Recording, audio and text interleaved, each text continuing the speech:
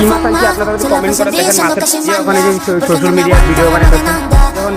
একটা কাস্টমার মতামত দিচ্ছি যে এই যখন জিন্দা করে বেসলো 15 টাকার কাছে যে